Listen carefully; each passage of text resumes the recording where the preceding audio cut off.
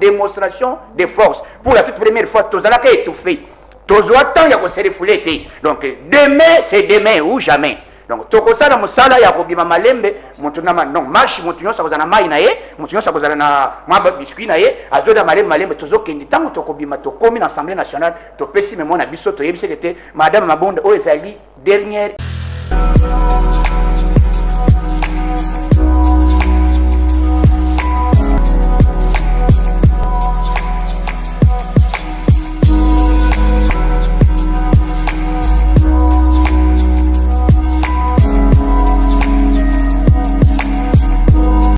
Mais Mouto ya Tsaki, Oye Fridolin Mbonga Tsaki, tellement Zalaki équatorien, et Simbité, Yaomoni, a eu contesté, Rosa Malunda.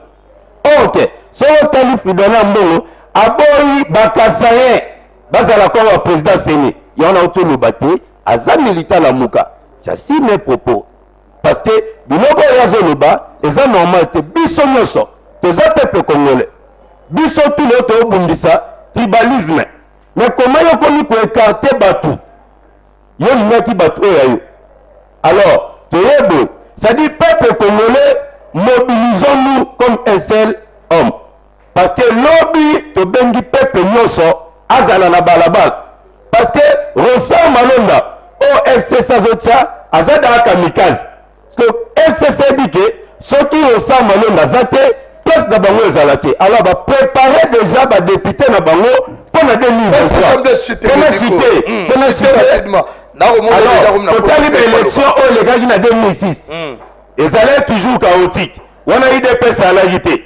Tu as l'élection 2011. IDPS allait dans le contrôle à Magambouté. Cette fois-ci, tu as eu l'élection, il y a 2018. IDPS allait dans le contrôle à Magambouté. Mais cette fois-ci, Bissot a contrôlé Makam. Alors, état de droit, il faut vendre. Des autres tours, c'est qui Bissot au PSA d'élection, eux, ça propre. Na peuple congolais, eux, qui ont mis ça batouté par rapport à l'élection tout. Très bien. Très bien. Personne de ko Jablès Titenge. Merci bien, cardinal. Nalobi, Nakoloba Boy. Un homme prudent voit le mal de loin. Moni Makambo a Rosa Malonda. Il faut atuna na famille na bango. Ba nommer ba animateur. Atuna na ba nommer ba animateur. Oh, ba dali soki 13 je crois. Après investiture là. Voilà. Atuna. Ah ouais la nini motema moto. Est-ce que va respecter procédure ya pour adopter Malonda dans l'Assemblée nationale? On dit non. Va respecter procédure té. Ngai na osa l'appel. Tous les députés ont bayebi que règlement intérieur ezalaki bafoué jour wana. L'ordre du jour ezali makambo Malonda té. Bango nyonso pas s'associer na biso. Lobi biso nyonso na nzela. Parce que soki to tiki likambo boye ezali ndenge président Gustave Aouti Koloba ezali virus oyo ekozwana ba député bango moko batu ba voter biloko wana. Bango moko ba ko sibi. Yango tozo benga na ba député responsable o balingi mboka pas s'associer na biso lobi toko telemela décision wana ya Rosa Malonda parce que il faut que na consensus to ça la réforme ya seni to yeba nini lekaki parce que batu bazobosana mbongo bimaki ebele na mboka po basomba ba machine à voter mbongo bimaki ebele ba député ba pesaki ba mbongo po bazala ba candidat ba président ba pesaki ba mbongo po bazala ba candidat mbongo wana ke wapi il faut to yeba nanu to circonscrire makambu ba responsabilité de l'établi il faut pas peuple bosana que Malonda azalaki la kacha gestion seni donc tant musu yebe ayiba kimbongo tant musu yebe asalaki buzo bakuna na kati to yebite mettre encore une personne au azalaki kuna besoin ba expert mboko ezo makambo ba expert très bien biso moko ba combattant biso moko base ce que to rezo makambo en main et en charge parce que comme il kambu ya David merci cardinal on a été besoin dans la distrait parce que ti lelo yo c'est yakuna makambo elala Maome mabino kana makambo organique yaki ya otobosani tala koto makambo rosar elamuki awa to bola na makambo rosar makambo se ape fanda. Merci cardinal. Ya majuscule. Eza distraction te. Mais bazo meka mai na mozindo. El ba mo ke eza mo kasi bazongisima. Neti ba lo mani ne bazongisima. Ba mo ke élection na evanda kaka boye makambo ya Rosal Malonda. Bobo sana sea. Et l'autre côté, to bosani lo mo côté. président de la République alobaki na bosani eloko moko te biso mpe tobosani eloko moko te toza na pouvoir toza na opposition te mais tocontrôle pouvoir toza na deux rôles puisque balobi o opposition comme ba dictateur bolingi FC ça proposer le côté merci bato boza na coalition soki kaka basali likambo bino bobimi na nzela basali likambo bino bobimi na nzela FCC tolingi pe directeur financier ya maison civile ya chef de l'état asali loko ya mabe te hein puisque ozala na chef de l'état ba FCC ozotanga pe bata Félix oza pe mene baza na prison te ozotanga bango te donc omoni état de droit na démocratie ensemble. Donc, il y a la démocratie. La majorité est bouillie. Trop ça. Alors, démocratie, c'est le voix de la majorité. Hors périmètre, c'est le Yoko Salo. Mais hors périmètre, c'est le Yoko Salo. On a raison dans ma casse. Si vous écoutez que raison, ils ont déjà occupé. Ils ont occupé. Ici, il y a papa. Toujours qu'il y a tous en a posé réforme responsable, il y a CENI. Tous en a posé la formalité, babilo moko boy fabriquer té. Ando balingi ko bunga na jeu politique té. Mais jeu politique ce que boy bino. Très bien. Yokason. Oui. FC Savaragi na quantité. Na makambo ya désignation. Et ça là qui plateforme il y a ma confession religieuse. Pourquoi vous attaquez directement à FCC? Cardinal nazo yebisa yo ke FCC ba plan na bango tuto yeba yango. Ndenge nini? Bodala na ba kamikaze? Mais tika na yebisa yo. D'ailleurs biso tokola na bango. To yebi bango bien, to yebi ba je na bango. Je na bango ezali nini? Bazana posa ko préparer. Un, soki tokei na minito bache on sala leki ba ko sala d'ici mois de septembre. Ba ko préparer tokei na élection élection komi ya ba grand électeur.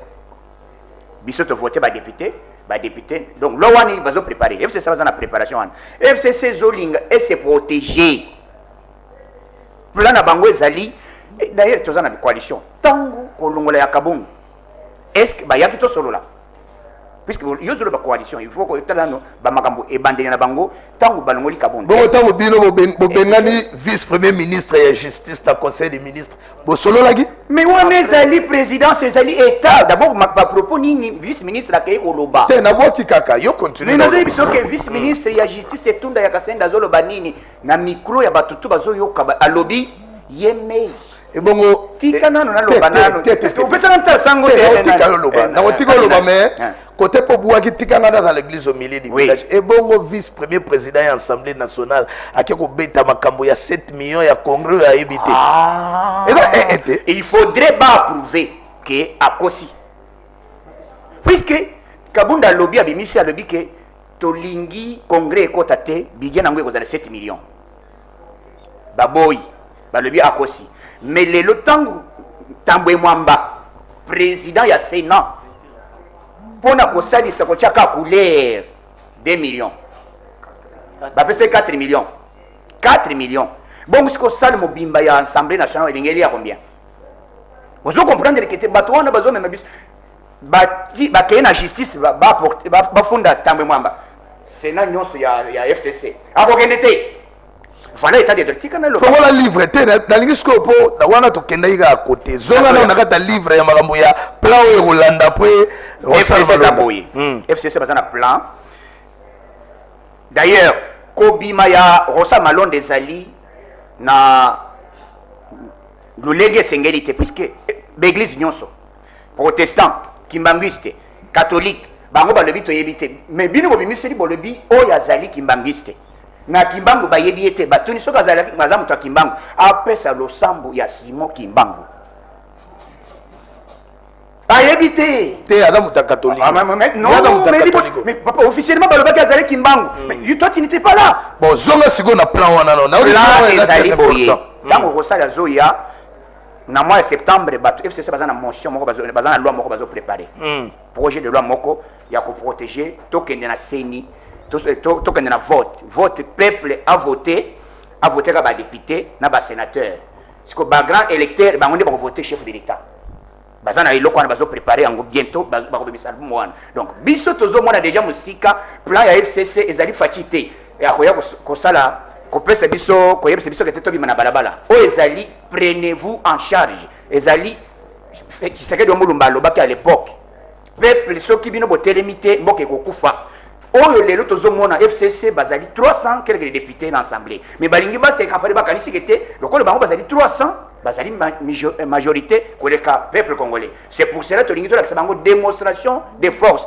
pour la toute première fois tozalaka étouffé tozwa temps ya koserefule te donc demain c'est demain ou jamais donc tokosala mosala ya kobima malembe mutu na non marche mutu nyonso akozala mai na ye mutu nyonso akozala na mwa biscuit na ye azoda malembe tozokende ntango tokobima tokomi na assemblée nationale topesi memo na biso toyebisi kete madame mabonde oyo ezali dernier avertissement soki osaleli yango te okoyoka nini donc lobi ezali te koozela mama papa mama mboka na yo d'abord coup de chapeau puisque bayati lukwebo asali appel alobi akozala na marche na bato na ye asengi alobi Roger Lumbala alobi toza na marche Lamuka balobi toza na marche donc Katumbi balobi toza na marche ezali mpona UDPS te ezali mpona parti politique te ezali mpona peuple congolais bakoyoka nini lobi ezali bibeba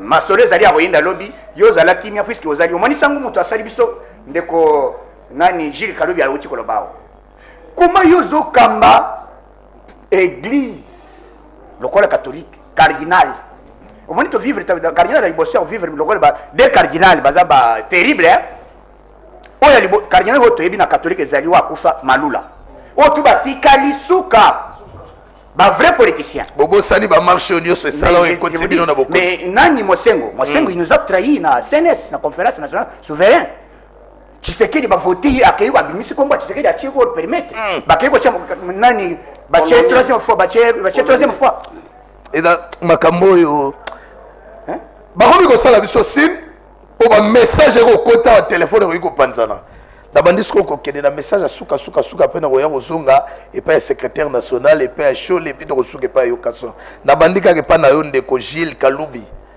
message ya suka caméra ko tala yo pesa message na peuple congolais. Ok, messieurs amis, messieurs frères, tiens micro bien. Ok. Kabiso monde mobile. Tolobi lobby eza lumbe mwete. Lobby tokobima pas de caméléon. Tozo bande marche bana changu bakozala na changu. Bazoya malembe. Lukunga tokobandela avec Franck Djongo tokobandela na barre tozoya. Non, micro ça biso moi anomalie mouké. Ok, rapidement. Okay, reprendre vraiment. Ok. Changu bakoya pas de caméléon. Lukunga to banda na barré avec Franck Djongo tozoya. Biso na bandal yoyebi les combattants verdi. Bureau 3 nazalia on il y a pas de caméléon avec une délégation de 1000 personnes ici. Voilà.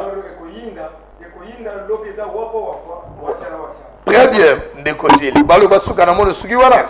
Maloba mususo bomba ke oyiko bimisa ça to suki. Merci. Toke pa ngona mboka ndeko SP Charlie, voilà. Ouais, mais c'est le cardinal de la Lobaka, vrai cardinal. Ouais, ça libre solo la politique peuple congolais baro la nabino message vous à la véhicule. Vrai cardinal les andéo. Alors que c'est une mobilisation à ma casse à peuple congolais parce que la mouka comprendre que IDPS n'est pas machine ya politique ya Congo. Et puis bandeko bana porte boa libanda en Afrique libanda boye ba que ça IDPS mboko ekenda. Alors quand IDPS c'est ça, ils ont toujours RDC. Alors FCC na manigance na bomba ala na ngo bangeto kota na je ya ko détruire mboka ya ko kabola mbongo ya mboka ko détourner ba bien public biso IDPS to boyaki ya mone pesi bango passe nena lo babo FCC luka kimia pona peuple congolais luka to vanda na nenga kimia parce que tu ebike FCC bakoka koyoka ba marche oyo te donc ce to ça ba marche oyo ezalaka pasi pona bango alors les appels voix oyo et ça là qui batika pouvoir pour le biso to gagner des élections librement na transparence tout alors na ba biloko bango basala ba assassiner ça ko bomba te ba fausse commune et ça ba biloko même munela lukarango alors to luka kimia to luka te to potanaka to na coalition lorsque coalition ça makambo za poto tetango na kata bureau calmement donc non te to ya na balabala et que pesa est perte ba grimace bango basala na ba na ba marche oyo na ba pression oyo bango ba profiter na ngote parce que peuple ça sans bon communauté internationale ça sans bon institution tout et c'est sans bon mais bah ça là toujours effort ya ko dembela mais vraiment moka fati encore un papa pasteur papa Moboti a bomba biso tout to sengi na bango ba profiter te a toza en état d'urgence ba luka ba loi moko machiavélique ba tsaka pour ba ya ko belela ke to en état d'urgence moi to bimete mais to mona ba na cour de cassation comment ba kenda ke belé ba respecta ki ba geste de barrière to ba soude ba kenda ki pas maman livre c'est la micro pardon bino bokomi ko bangisanga na makom na bino ya ba coalition da ko yoka ka bozanga lokola